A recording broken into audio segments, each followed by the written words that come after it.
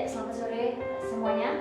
Pada sore hari ini senang sekali ya saya punya kesempatan untuk berbincang-bincang dan juga berbagi pengetahuan serta sharing pengalaman dengan salah satu teman yang dulu pernah bekerja di Starbucks Coffee dan juga di Tanah Merah Coffee. Baik, saya sapa dulu. Selamat sore Mas Reddy Zuda Kristanto. Halo, selamat sore. Iya, bagaimana kabarnya Mas Reddy? Baik-baik. Baik ya. Ya, baik. Masih tetap semangat ya di tengah pandemi saat ini. Masih semangat. Masih semangat ya. Nah, Mas Reddy selama di Starbucks Coffee dan Tanah Merah Coffee mungkin bisa sharing sebagai apa atau pernah menjadi apa saja di Starbucks dan juga di Tanah Merah Coffee. Oke, boleh. Kali ini saya mau berbagi pengalaman saya selama saya di Starbucks 5 tahun. Apa yang saya lakukan di perusahaan tersebut. Yang tentunya adalah pertama kali saya menjabat sebagai junior barista. Nah, jadi junior barista itu level barista trainer, coffee master, advanced coffee master, supervisor, lalu asisten store manager. Itu yang saya level di Starbucks Coffee. Untuk yang di Tanah Merah Coffee, saya menjabat sebagai manager, store manager. Kalau sebelum sharing ke pengalamannya ya, Iya. pertama kali apa sih yang membuat Mas Reddy kira-kira tertarik ke dalam dunia barista? Atau mungkin bisa tahu nggak basic pendidikannya sebelumnya apa? Apakah ada kaitannya dengan dunia perkopian, dunia perkulineran, ataukah ini adalah jalur yang berbeda yang diambil oleh Mas Reddy? Mungkin bisa sharing terlebih dahulu tentang hal itu. Oke, sebelum saya kerja di Starbucks Coffee atau berkecimpung di dunia kopi, memang saya tidak ada basic kala itu. Saya adalah guru bahasa Inggris SD, SMP, dan SMA di sekolah Surabaya. Lalu saya di hotel waktu itu sebagai customer service. Nah, tapi di samping itu saya juga tetap privat guru bahasa Inggris. Berkecimpung di dunia pendidikan sejak SMA akhirnya memantapkan saya untuk ingin menjalani pengalaman yang baru, yaitu barista. Sebelumnya saya juga belum tahu barista itu apa. Saya tahu dari info dari teman. Jadi kamu kan mampu berbahasa Inggris, kamu coba deh melamar di Starbucks Coffee ini di Surabaya. Saya tidak tahu Starbucks Coffee itu apa. Yang tahu adalah barista buat kopi yang premium kalangan orang-orang menengah ke atas yang saya tahu waktu itu. Berbekal bahasa Inggris yang saya punya, saya datang wawancara selama 4 kali full bahasa Inggris waktu itu. Ya, dengan PD, dengan passion, dengan saya ngomong komunikasi skill yang saya punya sebelumnya, dengan bisa persuade ke wawancara kalau saya memiliki kemampuan komunikasi yang mungkin menjadi jembatan saya belajar di dunia baru mengenai kopi. Jadi saya bisa sebagai acuan saya untuk saya bisa ini kerja di dunia kopi. Hanya saja kopi kita bisa pelajari sesuai tentang waktu yang ditentukan di kopi. Ya, akhirnya saya diterima di Starbucks Coffee itu. Untuk awal-awal apakah ada training ataukah belajar otodidak gitu Mas untuk jadi baristanya? Yang pastinya di Starbucks Coffee saya pasti tidak tahu menahu mengenai dunia kopi itu apa, barista itu apa. Masuk pun kaget pasti, karena dengan lingkungan yang berbeda. Saya diajarkan pelatihan tentang kopi selama 22 hari. Yang diajarkan adalah di training tersebut kita diajari nggak hanya membuat kopi, tapi cara berhadapan dengan customer dengan karakter yang berbeda-beda itu bagaimana, cara menghadapi komplain bagaimana, cara menghadapi situasi yang lagi ramai pada saat kita membuat kualitas produk yang baik buat mereka itu bagaimana. Kita diajarin hal-hal seperti itu yang membuat saya sebelumnya mengalami kesulitan, tapi dengan tekad ini aku pasti bisa, ya bisa dilalui untuk selama 22 hari, akhirnya ya lolos jadi junior barista. Kalau kendala atau mungkin pernah nggak ada kejadian yang bikin apa ya sampai sekarang masih teringat waktu awal-awal menjadi barista itu apa, Mas Freddy? Banyak sekali sih kejadian-kejadian yang pahit menurut saya awal-awal menjadi barista adalah pernah, ya mungkin ini umum di kalangan semuanya. Saya pernah dibentak-bentak sama manajer saya di depan customer, mungkin karena kesalahpahaman antara komunikasi. Kala itu juga ramai sekali. Ya untung saja saya bisa menahannya lah. Itu kan karena memang lagi bekerja dan harus profesional. Juga pengalaman pahitnya yang nggak bisa saya lupakan ada dua ya Kak ya, mengenai masalah saya pernah apa ya, kalau bahasa Indonesia pernah disiram sama coklat panas waktu itu. Ya kejadian yang tidak mengenakan buat saya karena memang kesalahpahaman tidak sesuai standar waktu itu.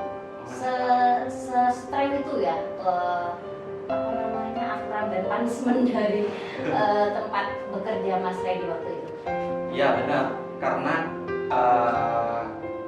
kebersihan, karena kualitas produk itu dijaga dari luar, makanya kita untuk menyentuh produk makanan harus pakai hand glove waktu itu. Ya kaget disiram karena memang belum tahu kesalahannya apa, sampai akhirnya dikasih tahu kalau memang kesalahannya ada pada tidak pakai hand glove. Itu yang menjadi pelajaran buat saya bahwa tidak bisa meremehkan pekerjaan sesimpel apapun itu, kita harus benar-benar harus dipaksakan untuk melakukan itu karena bisa jadi sebuah kebiasaan buat kita. Memiliki mentalitas seorang barista yang kuat mungkin sampai jadi tahapannya bisa meningkat ya, walaupun pahit di awal kayak kopi ya tapi benar-benar itu akan menjadi apa ya, satu pemicu mungkin ya, atau mungkin penyemangat untuk terus apa namanya bertekad menjadi barista. Ya benar, awalnya memang mental ini sedang dicuci, kayak setiap hari tekanan di lingkungan kerja itu sangat press banget, benar-benar kayak I want to give up gitu. Tapi kok sampai sini aja, aku udah memulainya, kenapa nggak diselesaikan aja.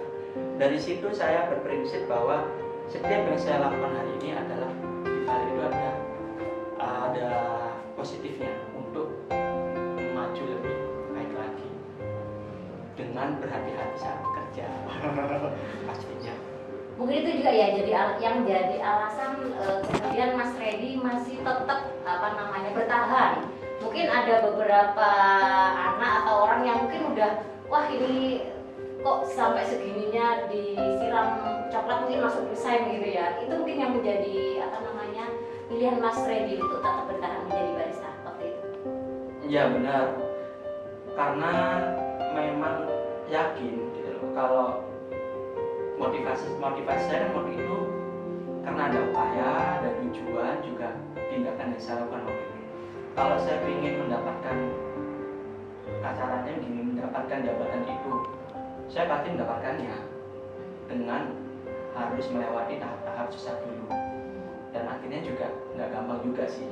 Waktu itu mengalami tahapan-tahapan itu banyak sekali, kanan kiri, badai-badai yang mengintari. Akhirnya dengan berpegang teori konsep, tools atau alat-alat dari yang disediakan perusahaan, saya mengikuti rulesnya sehingga bisa. Maksudnya adalah saya ke tahap itu sesuai aturan yang ada di perusahaan. Jadi tidak mendahului dan tidak juga menyimpanginya. Istilahnya patuhi aturan. Dan attitude juga yang harus baik juga. Itu juga mempengaruhi, karena menjadi seorang barista itu dedikasi yang tinggi itu sangat diperlukan.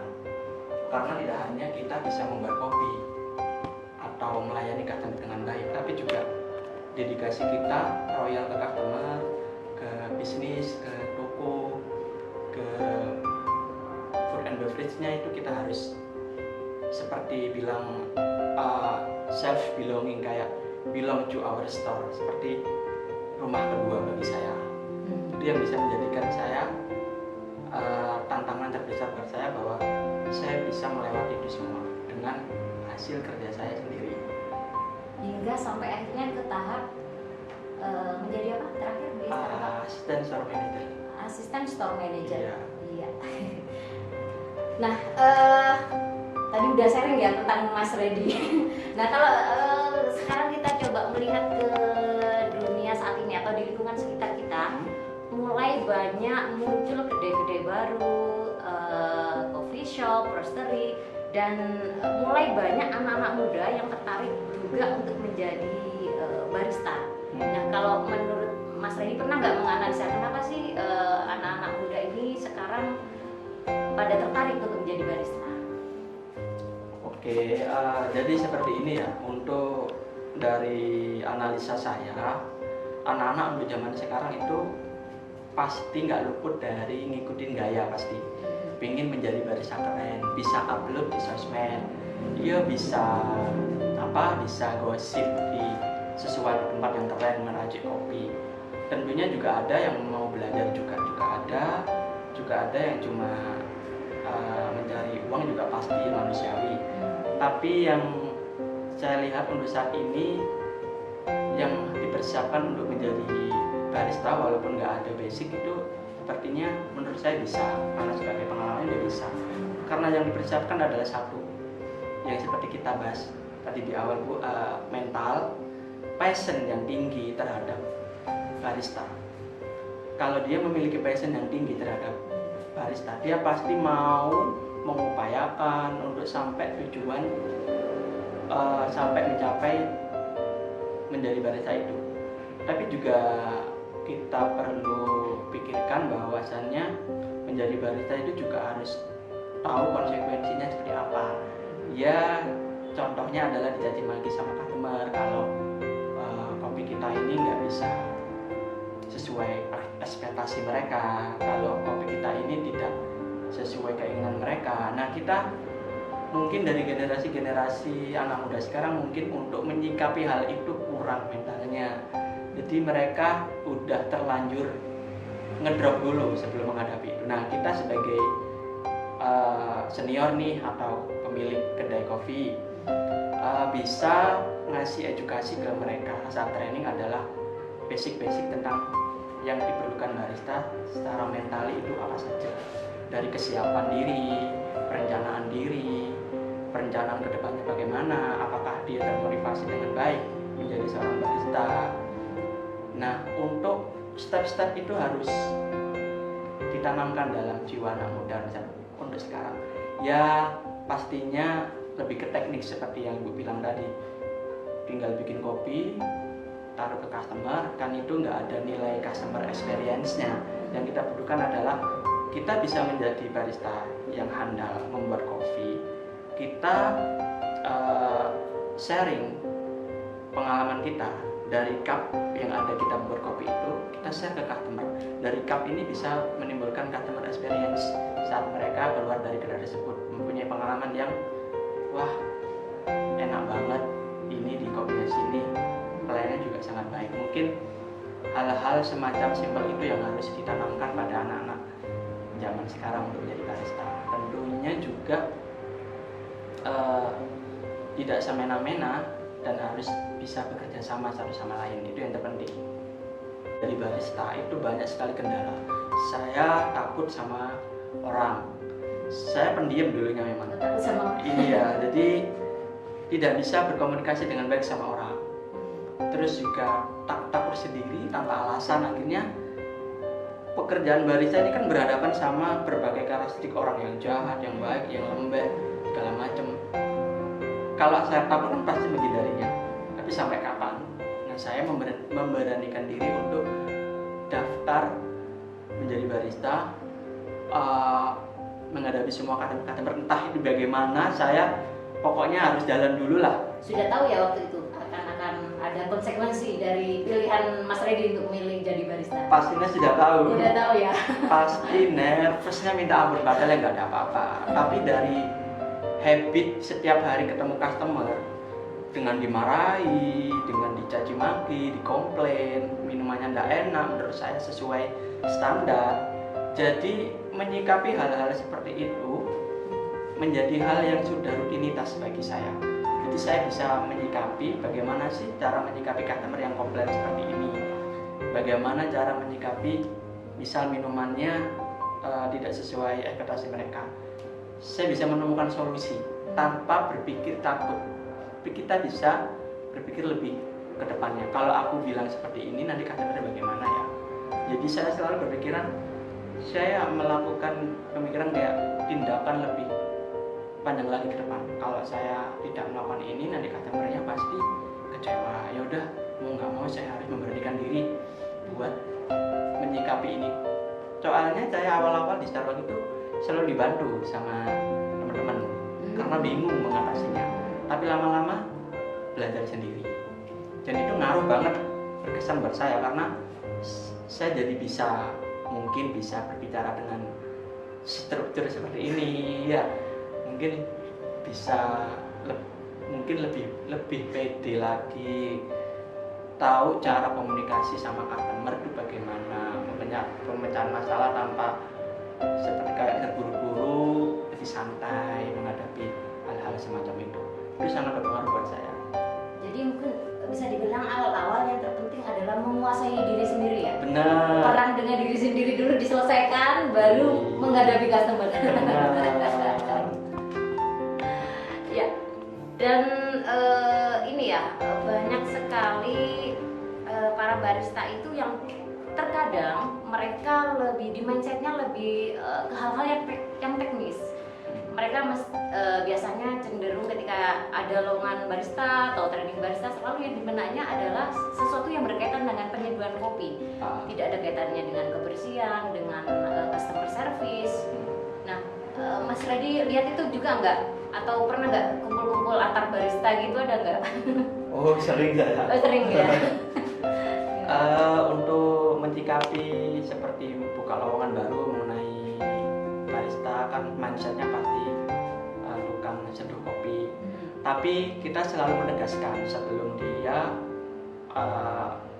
berperan lebih jauh lagi, kita mengingatkan bahwa sebagai barista itu tidak harus ditonjolkan hard skill seperti teknik membuat minuman, tapi juga soft skillnya yang harus dikembangkan kala itu.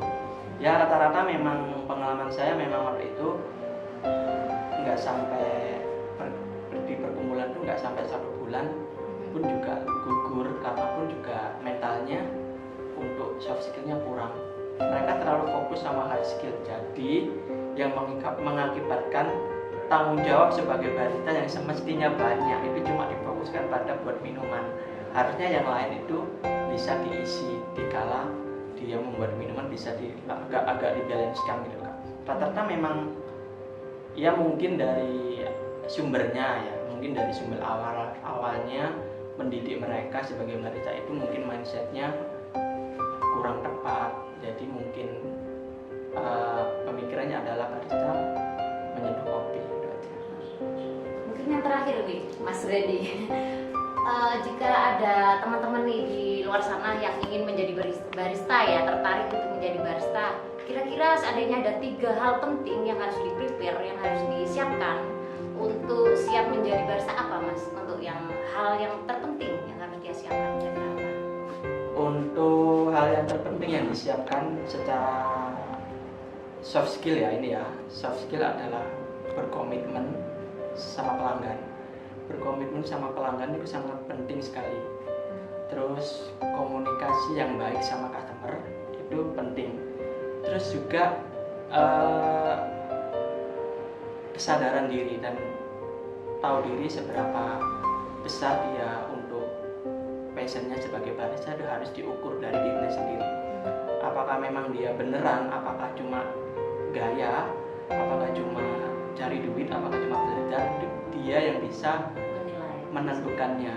Karena itu adalah basic dari seorang Starbucks yang berdedikasi tinggi di sebuah bar untuk melayani customer.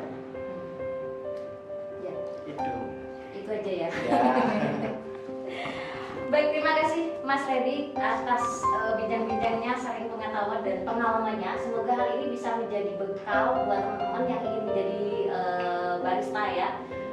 Jangan melihat kedainya kecil atau besar, tapi Benar. mungkin komitmen terlebih dahulu yang harus dibangun, Benar. mental yang harus disiapkan untuk menghadapi customer, Benar. menghadapi